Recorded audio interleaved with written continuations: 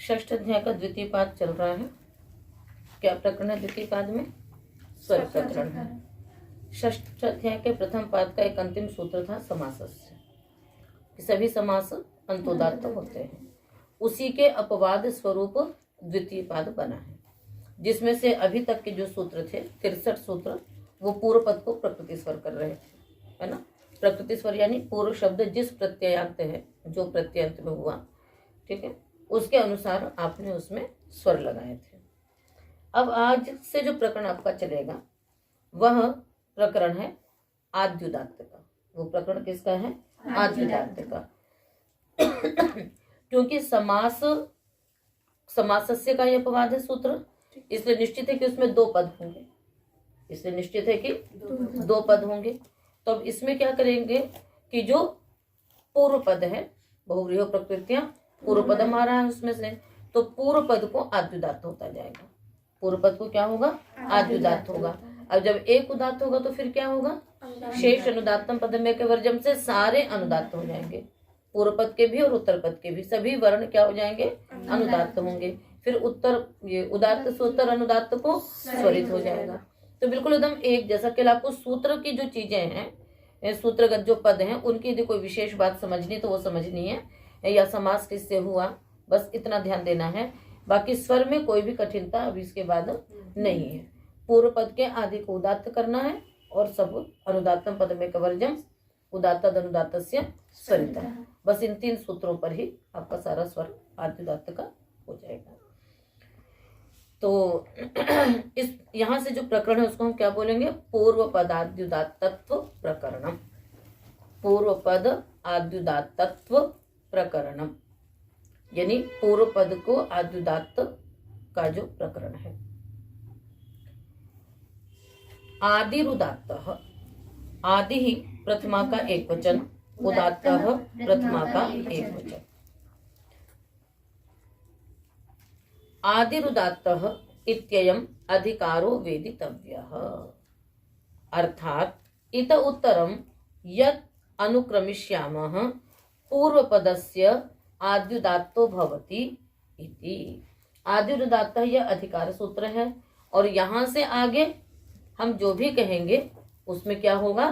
पूर्व पद के आदि को उदात्त होता है, ऐसा अधिकार जानना चाहिए। तो अगला सूत्र आने वाला है आपका। तो उदाहरण स्तूपे शाणः मुकुटे कार्षापणम। स्तूपे शाणः मुकुटे कार्षापणम। अब ये कैसे होगा? आगे भी सूत्र में पढ़ लीजिएगा। सप्तमी हारिणौ धर्मे हरणे। सप्तमी हारिणौ द्विवचन, सप्तमी का एक वचन, अहरणे सप्तमी का एक वचन। सप्तमी च हारी च इति सप्तमी हारिणौ। इतरेतर द्वंद्व समास है। न हरणम अहरणम तस्मिन् अहरणे, न तत्पुरुष समास हो गया। और धर्मी शब्द कैसे बनेगा? धर्मात् अनपेतम इति धर्म्यम। याद आ रहा सूत्र? धर्मपथ्यर्थ न्याय धनपेते, कि जो धर्मात् अनपेतम, जो धर्म से जो नहीं हटा, यानी जो उचित है, अनुकूल है। सभी शब्द आपने समझ लिए। अब अर्थ करेंगे सूत्र का। हरण शब्द वर्जिते, हरण शब्द वर्जिते धर्मवाचिनि शब्दे उत्तर पदे। हरण शब्द वर्जिते धर्मवाचिनि शब्दे उत्तर पदे सप्तम्यंतम हारि वाची च पूर्व पदम आद्युदात्तम भवति। ठीक है, क्या अर्थ हुआ? बोलिए। हरण शब्द वर्जिते उत्तर पदे सप्तम्यंतम हारि वाची च पूर्व पदम नहीं आद्युदात्तम भवति। कहते हरण शब्द को छोड़ करके जो धर्मवाची शब्द उत्तर पद में हो, तो सप्तम्यंत और हारी वाची शब्द पूर्व पद में होंगे, उसको आद्युदात्त हो जाएगा। तो शब्द और उदाहरण में तो स्वर में कोई वो नहीं है, पर अभी आपको बताते हैं कि हारी वाची क्या है, धर्मवाची क्या है, वो आपको समझना है थोड़ा सा। उदाहरण है आपके स्तूपे शाणः मुकुटे कार्षापणः। हले द्विपदिका, हले त्रिपदिका, दृशदि माशकः, ये सब सप्तम्यंत का हो गया। हारीवाची में देखिए, याज्ञिक आश्वः, वैयाकरण हस्ती, मातुलाश्वः, पितृव्यगवः।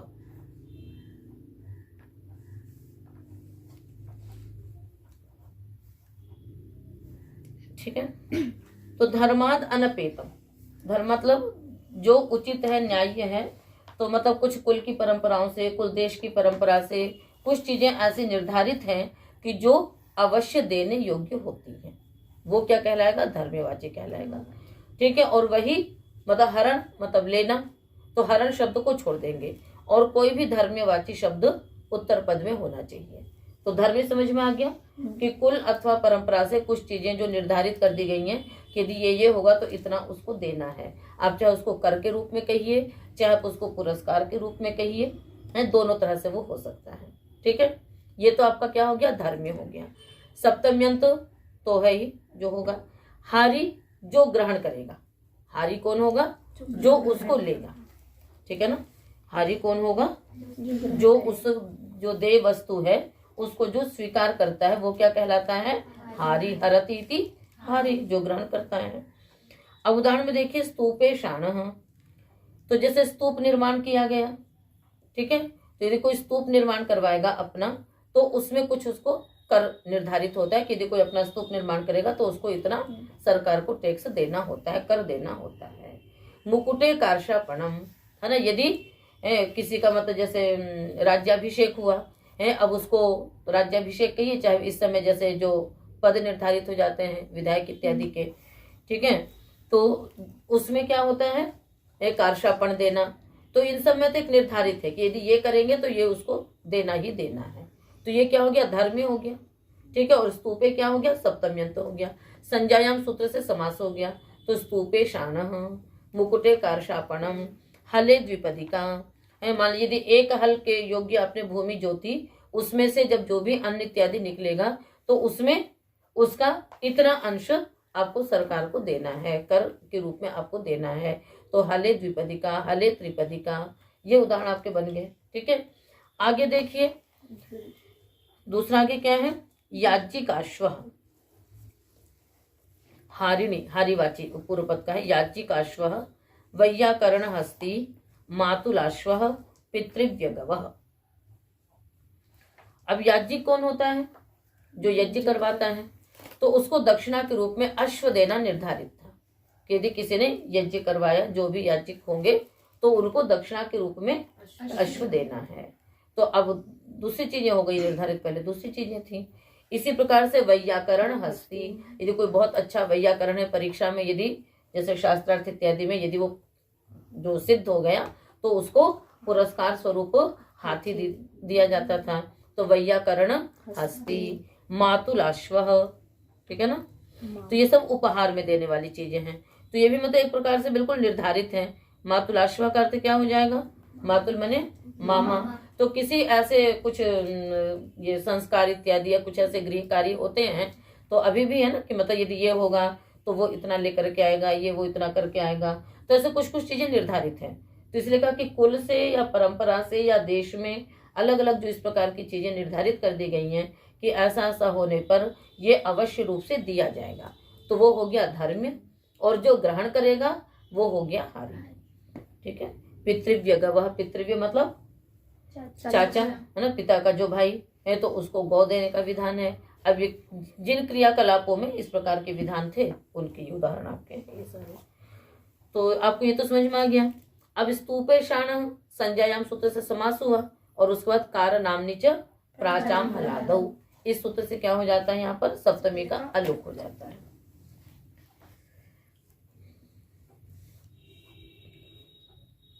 तो आपने ये भी देख लिया कि समास किससे हुआ। आपको सप्तम्यंत, हारीवाची, पूर्व पद ये सब समझ में आ गया। धर्म क्या है ये भी समझ में आ गया। सारी चीजें समझ में आ गई। अब आप उदाहरण में स्वर लगा लीजिए। अब स्तूपे शानः है, तो स्तूपे का स्तू उदात्त हो गया, शेष अनुदात्त हो गए। उदात्त से उत्तर अनुदात्त को स्वरित हो गया। तो पे स्वरित, उसके बाद स्वरिता संगीतायाम अनुदात्ता नाम से सबको एक श्रुति होकर के स्वर क्या रहेगा? स्तू, हाँ, ऐसी शाण एक श्रुति। मुकुटेकार शापणम में भी क्या होगा? मुंह उदात्त, हाँ, शेष एक श्रुति। सभी में इसी प्रकार से आप समझेंगे। हले द्विपदिका, हले त्रिपदिका आदि उदात्त हो गया, दूसरा वर्ण स्वरित हो गया, शेष को अनुदात्त जो था उसको एक श्रुति हो गई। ठीक है, आगे चलिए। युक्ते च, युक्ते सप्तमी का एक वचन च अव्ययपदम। युक्त वाचिनी समासे पूर्व पदम आद्युदात्तम भवति। युक्त वाची समास में जो पूर्व पद है उसको आद्युदात्त होगा। युक्त मतलब लगा हुआ, युक्त मतलब लगा हुआ। गोवत्सलः ने गोबल्लवः, अश्वबल्लवः, गोमणिन्दः, अश्वमणिन्दः, गोसंख्यः, अश्वसंख्यः।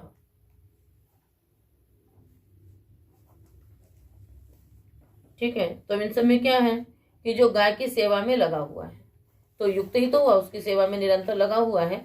ये बल्लवः, मणिन्दः, संख्या, ये सब शब्द उसी में ही है। ठीक है, अब जैसे गो संख्या है तो गाम संख्यायति, यह स गो संख्या है तो गायों का जो परिगणन करता रहता है। तो कौन गायों को गिनता रहेगा? जो गाय की सेवा में लगा हुआ, गायों को चराने के लिए ले गया तो गिन रहा है, गायों को लेकर के आ रहा है तो गिन रहा है, तो निरंतर उसकी सेवा में वो लगा हुआ है। स्वर क्या रहेगा बताओ?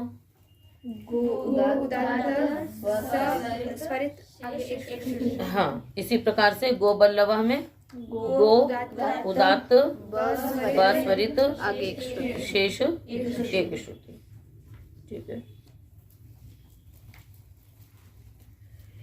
विभाषाध्यक्षे, विभाषा प्रथमा का एक वचन, सप्तमी का एक वचन। हाँ, अर्थ करिए। अध्यक्ष शब्द उत्तर पदे पूर्व पदम विकल्पेन आद्युदात्तम भवति। अध्यक्ष शब्द उत्तर पद में हो तो पूर्व पद को आद्युदात्त हो जाएगा। गवाम अध्यक्ष इति गवाध्यक्ष, पर विकल्प से होगा तो एक बार क्या होगा? समास से संतोदात्त होगा। षष्ठी तत्पुरुष है। गवाम अध्यक्ष नहीं, हाँ, गवाम अध्यक्ष इति गवाध्यक्ष। यहाँ पर क्या सूत्र लग गया बताओ? गो अध्यक्ष क्या हो जाएगा? अवंग आदेश हो जाएगा, अवंग स्फुटाय निश्चय से, तो गवाध्यक्ष। तो स्वर क्या होगा? ग उदात्त वास्वरित, गवाध्य अनुदात्त क्ष उदात्त, जब समास से लगेगा तो गौओं का अध्यक्ष, गौओं का निरीक्षक। अश्वाध्यक्ष अ उदात्त वास्वरित शेष एक श्रुति। अब बहुत सरल है, ठीक है ना, बस आद्युदात्त करना है। कहाँ तक जाएगा आद्युदात्त का? 91 तक, ठीक है ना, और उदात्त का 198 तक।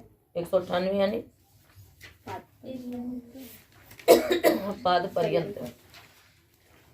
तभी पूर्व पद को आद्युदात्त हो रहा है, उसके बाद फिर पूर्व पद का अंतोदात्त होगा, फिर उत्तर पद का आद्युदात्त होगा, फिर उत्तर पद का अंतोदात्त होगा। इसलिए आगे का जो प्रकरण है वो पूरा सरल है।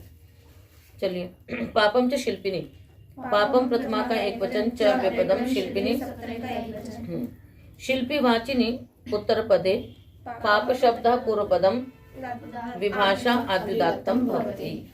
ठीक है, शिल्पी वाची शब्द उत्तर पद में हो, पाप शब्द पूर्व पद में हो तो पाप नापितः, नापित शिल्पवाची है, तो ऐसा नहीं जो कि गलत तरीके से कमाता है। पाप नापितः, पाप कुलालः, कुलालः कौन होता है?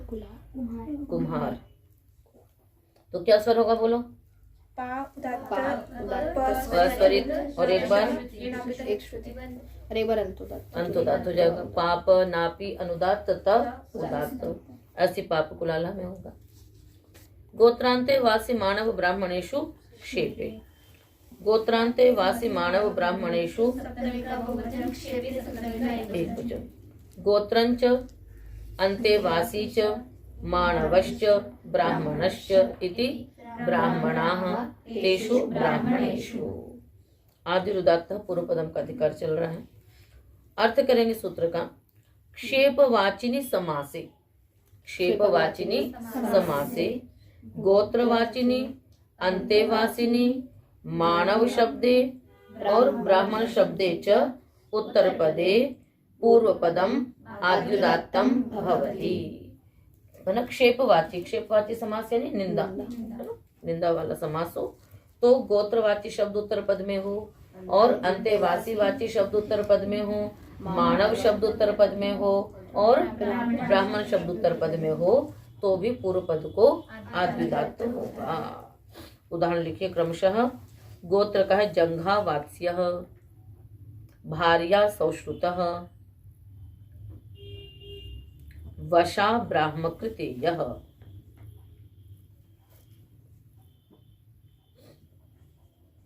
अंत्यवासी का है कुमारी दाक्षाः, ओदन पाणिनीयाः, घृतरौढीयाः, कंबल चारायणीयाः। सभी क्षेपवाची समास के अंतर्गत है। मानव का है भिक्षा मानवः, ब्राह्मण का है दासी ब्राह्मणः, वृषली ब्राह्मणः।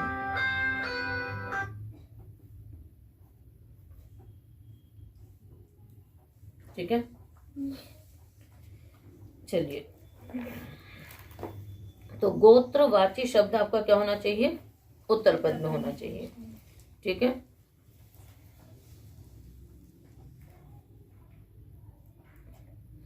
तो जंघा वात्स्य इसका क्या मतलब है?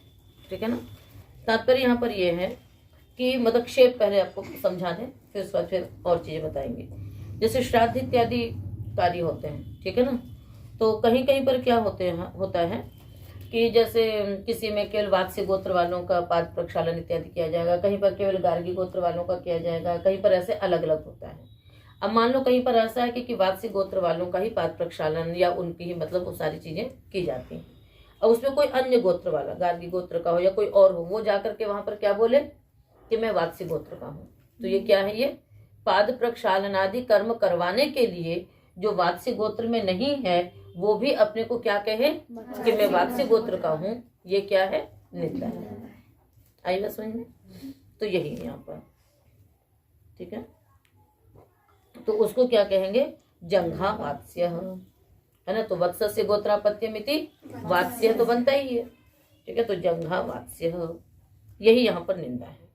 इसी प्रकार से और देखिए भार्या सौश्रुतः, ठीक है ना, तो जहां पर मतलब भार्या की प्रधानता यदि होगी है तो सामान्य रूप से मतलब एक जो लोक में प्रसिद्धि है ना, क्योंकि पुरुष प्रधान समाज में यदि भार्या की वो की जाएगी तो वो क्या है? उसमें निंदा बता दी गई। तो भार्या तो मतलब सौश्रुत यानी सुश्रुतस्य सुश्रुतः गोत्रापत्यमिति सौश्रुतः।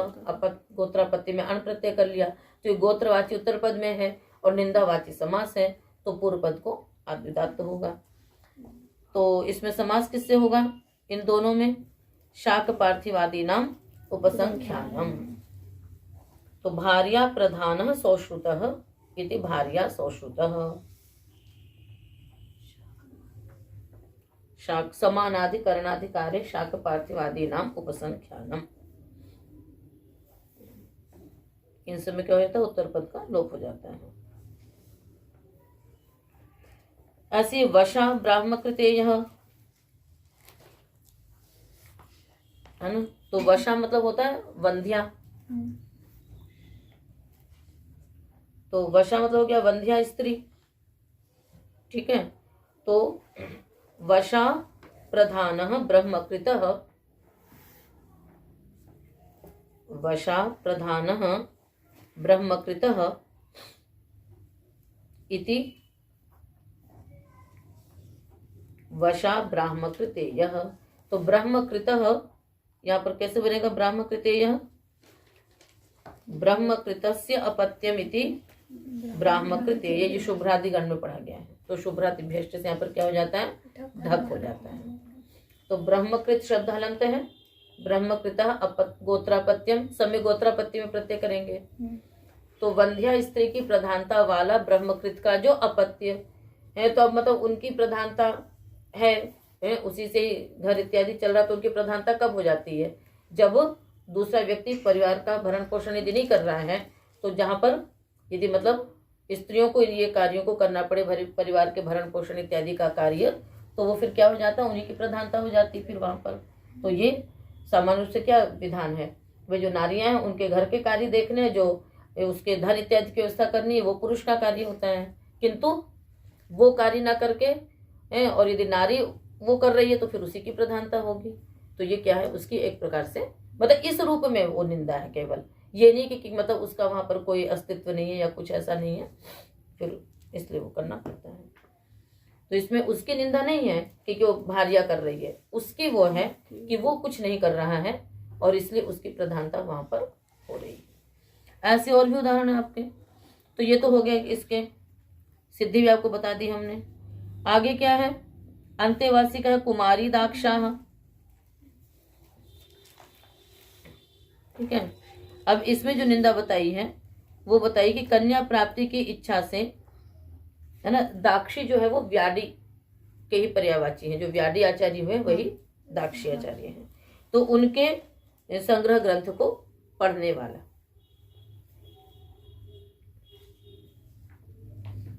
तो अब यहाँ पर कन्या प्राप्ति की इच्छा बताइए ना कि संग्रह नाम का जो ग्रंथ है वो व्याकरण का ग्रंथ है, ठीक है ना, और उसमें मतलब काफी सारे श्लोक हैं और मतलब व्याकरण की सारी जो चीजें हैं, सिद्धांत है, वो सब श्लोकों में बताया गया है। तो कन्या प्राप्ति का मतलब क्या है कि भाई वहां पर मतलब अब इस उदाहरण से मतलब एक चीज भी समझ में आती है कि भाई कन्याएं भी पढ़ रही हैं, वहां पर जाकर के अपना पढ़ने लगा, कन्या प्राप्ति की इच्छा, मतलब इस रूप में भी इसको मतलब वो ले सकते हैं। कोई व्याकरण ग्रंथ पढ़ने से कन्या प्राप्ति तो होनी नहीं है। तो कन्या प्राप्ति की इच्छा से संग्रह ग्रंथ को पढ़ने वाला। भिक्षा मानव, है ना, भिक्षा प्राप्ति की आशा से ब्रह्मचर्य में रहने वाला। वैसे तो नहीं है पर हाँ उसमें रहेंगे तो भाई चलो ठीक है, कुछ करना नहीं पड़ेगा अपना। कई आजकल भी ऐसे कई साधु सन्यासी हैं, है ना, कुछ तो हैं भाई अपने उसका दायित्व का पूरा निर्वहन कर रहे हैं, कुछ ने बस इसलिए अपना संन्यास वेश कर लिया कि कुछ गृहस्थ में कार्य न करना पड़े और केवल भिक्षा मांग करके कार्य चल जाएगा। तो ये क्या, अपने कर्तव्य को छोड़ करके हैं और फिर केवल बस भिक्षा मिल जाए इसलिए ब्रह्मचर्य आश्रम में रह गए या फिर संन्यास आश्रम ग्रहण कर लिया। तो ये सब क्या है, निंदा है, क्योंकि उसकी सोच उसमें उत्कृष्ट नहीं है, इसलिए बात यहाँ पर है। इसी प्रकार से दासी ब्राह्मण, है ना, तो दासी भार्या यस्य ब्राह्मणस्य, तो दासी भार्या, है ना, तो दासी भार्या है जिसकी, ऐसा जो ब्राह्मण है तो वही ब्राह्मण, तो उसकी पत्नी भी क्या होनी चाहिए, ब्राह्मण होनी चाहिए, अच्छे ग्रंथों का अध्ययन करने वाली, वेद आदि शास्त्रों को पढ़ने वाली होनी चाहिए। किंतु वो कहीं पर किसी के घर में दासी का कार्य कर रही है। भय ब्राह्मण, है ना, भय ब्राह्मण, दंड के भय से ब्राह्मण बन गया, ताकि बहुत सारी चीजों में ब्राह्मणों को छूट है कि जैसा तो ब्राह्मणों को छोड़ करके अन्यों को दंड दिया जाता है, तो दंड के भय से ब्राह्मण बन गया। तो ये क्या है, भय ब्राह्मण, ठीक है। तो इन सब में कर्तृकरण कृता बहुलम से बहुल करके समास हुआ है। सब में, इन सब में किससे समास हुआ है, कर्तृकरण कृता बहुलम से बहुल करके समास हो गया। मतलब कृदांत ना होते हुए भी बहुल का क्या तात्पर्य होता है, क्वचित प्रवृत्ति, क्वचित अप्रवृत्ति, क्वचित विभाषा, क्वचित अन्यदेव है। तो कहीं मतलब जहां कहा वहां से अतिरिक्त में भी प्रवृत्ति हो जाना। तो कृदांत ना होते हुए भी इन सब में कर्तृकरण कृता बहुलम से समास हुआ और इन सब में क्या हो गया तो भिक्षा मानवा भी आपको समझ में आ गया, दासी ब्राह्मण भी हो गया, ऐसे वृषली ब्राह्मण, ठीक है ना, भय ब्राह्मण। तो इन सब का अर्थ क्या हो गया, सब क्षेपवाची समास है और ये उत्तर पद में है तो पूर्व पद को आद्युदात्त होगा। अगला शब्द क्या होगा, स्वरित हो जाएगा, उदात्त से उत्तर, अनुदात्त को स्वरित, शेष तो एक श्रुति हुई जाएगी। तो प्रक्रिया तो आपको मालूम है, एक उदात्त, फिर अनुदात्त पद में कवर्जम से सबको अनुदात्त, उसके पश्चात उदात्त अनुदात्त से स्वरिता, स्वरिता संहिताया अनुदात्त। चलिए, अंगानी मयिरे, ये अंगानी प्रथमा का बहुवचन, हाँ, मयिरे सप्तमी का एकवचन। हाँ, मयिरे शब्द उत्तर पदे तदंग वाचीनी पूर्व पदानी आद्युदात्तानि भवन्ति। मयिरे शब्द उत्तर पद में हो तो उसी के अंगवाची जो पूर्व पद में होंगे उनको आद्युदात्त हो जाएगा। मयिरे मध्य विशेष की संज्ञा, और अंग शब्द क्या हो जाएगा, जिससे वो मध्य बनेगा। तो मध्य बहुत सारी चीजों से बनता है ना, अंगूर का भी बनता है, गन्ने का बनता है, ऐसे महुए का बनता है, बहुत सारी चीजों का बनता है। तो जिस चीज का वो होगा उस रूप में यहाँ पर आएगा। ठीक है,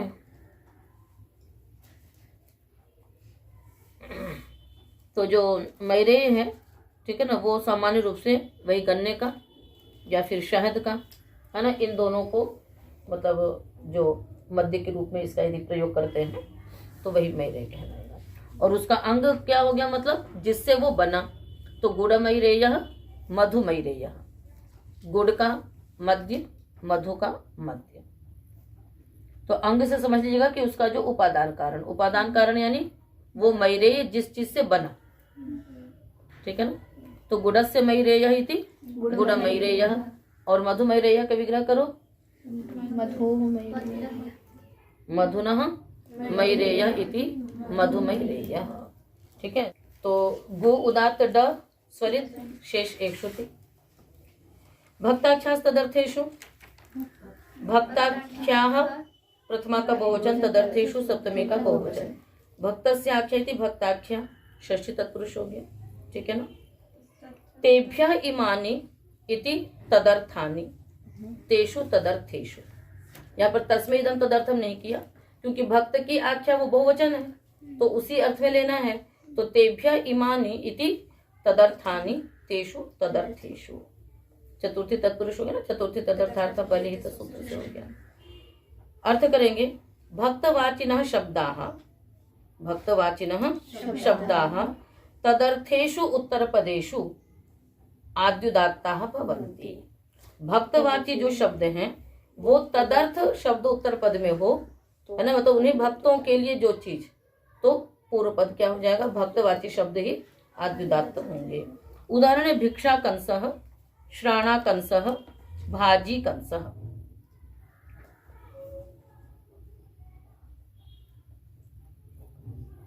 भक्त कहते हैं अन्न को, केवल चावल के लिए भक्त शब्द का प्रयोग नहीं होता है, पर सामान्य से दो मतलब चावल ज्यादा प्रयोग में होता है तो इसलिए फिर उसको कहने लग गए। पर भक्त का अर्थ सामान्य रूप से क्या होता है, कोई भी अन्न होगा। ठीक है ना। तो अब और आख्या का मतलब क्या हो गया, जो भी अन्न हुआ वो भक्त हो गया, उसके लिए जो कोई भी पात्र इत्यादि वो तदर्थ हो गया। तो उस भक्त की आख्या वाले जो शब्द, उसके लिए जो भी पात्र इत्यादि वो उत्तर पद में हो, तो भक्तवाची शब्द को क्या हो जाएगा, आद्युदात्त हो जाएगा। चलिए उदाहरण बनाएंगे हम लोग। भिक्षा कंसः, श्राणा कंसः, भाजी कंसः। तो भिक्षा कंसः, भिक्षा का पात्र है ना, अब भिक्षा में जो भी मिलेगा खाने के लिए अन्न, ठीक है, तो भिक्षा तो भी उदात्त क्षास्वरित। श्राणा कंसः, श्राणा माने लपसी, है ना, वो पकी हुई होती है, वो भी तो अन्न ही है, वो भी खाने योग्य है। तो श्राणा कंसः लपसी का पात्र। ठीक है। भाजी कंसः, ठीक है, भाजी कहते हैं, यहाँ पर भाजी का मतलब वैसे तो सब्जी, पर यहाँ पर अन्न के रूप में लिया जाएगा। तो मांड, मांड जानती हैं आप लोग, चावल का जो मांड। अब आजकल देखो चावल को पॉलिश कर दिया जाता है तो मांड ही नहीं निकलता, जबकि जो मांड होता है मतलब यदि अलग से उसको निकाल भी देते हैं तो बच्चों को उसको जब पिलाते हैं तो उसमें बहुत ताकत होती है, और उसको तो वैसे भी पीने से ये मतलब कन्याओं के तो कई सारी बीमारियां उससे दूर होती हैं। वो बहुत ताकतवर चीज होती है, यदि लूज मोशन वगैरह हो रहा है तो भी वो लाभ करता है। तो जो भूसी वाला जो चावल होता है जिसमें पॉलिश नहीं हुई होती है, उस चावल को खाने से बुद्धि भी तेज होती है, क्योंकि चावल के ऊपर का जो धान के नीचे का जो भाग होता है वो बुद्धिवर्धक होता है ना। और इसीलिए ज्यादा मतलब जो पढ़ने वाले सब जो थे वो लोग मतलब भात ही ज्यादा खाते थे, तो उससे बुद्धि तेज होती है। और अभी भी आप देखना कि मतलब जिन जिन क्षेत्रों में चावल मतलब उत्पन्न होता है वहां के लोगों की बुद्धि तेज होती है, कारण क्योंकि वही वाला चावल वो खाते हैं, तो उससे उनकी बुद्धि तेज होती है। अस्तु, तो भाजी का अर्थ क्या हो गया, मांड। तो भाजी कंस का अर्थ हो गया मांड का पात्र। ठीक है। तो भिक्षा इत्यादि शब्द सब अन्य विशेषवाची हो गए, चाहे आपको भिक्षा में जो भी मिले। और कंस का अर्थ वही, कंस मतलब कटोरा, है ना, कंसा मतलब कटोरा। तो छोटी सी कटोरी में तो कोई लेने नहीं जाएगा, जिसमें कोई चीज रखी जाएगी थोड़ा सा, तो उसकी एक आकृति विशेष मतलब बना रहता है कटोरे की तरह, हो गया। गोबिडाला सिंह सैंध वेशु उपमाने, गोबिडाला सिंह सैंध वेशु सप्तमी का बहुवचन, उपमाने सप्तमी का एक वचन।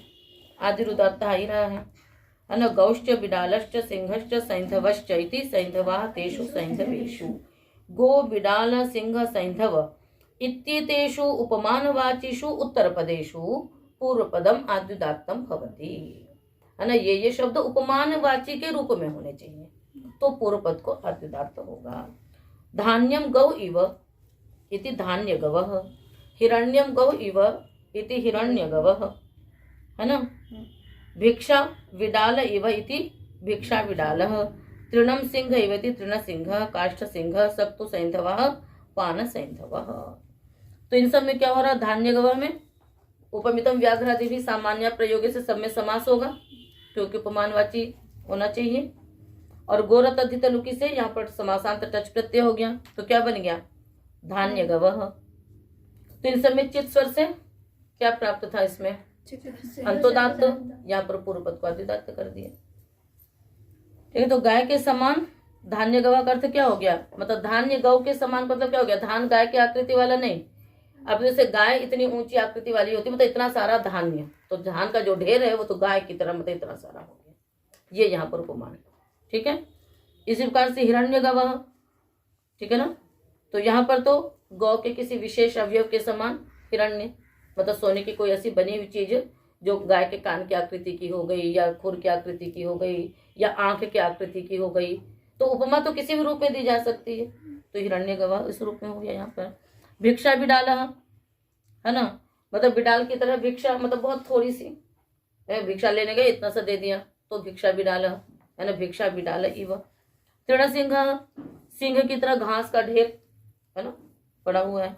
सक्तु सैंधवः, है ना, नमक की तरह सफेद पिसा हुआ, सत्तु सैंधव मतलब नमक है, तो सत्तु सैंधव इव, मतलब नमक की तरह सफेद सत्तु। तो किसी भी, चाहे आप वर्ण से उपमा दे दीजिए, आकृति से उपमा दे दीजिए, राशि से उपमा दे दीजिए, रूप में बन जाता है। तो ठीक है, आज इतना ही रखते हैं। प्रक्रिया आप लोगों को समझ में आ गई है। ठीक है, तो आज कई दिनों बाद कक्षा हो रही है, तो इसलिए थोड़ा ही करेंगे, विशेष करके।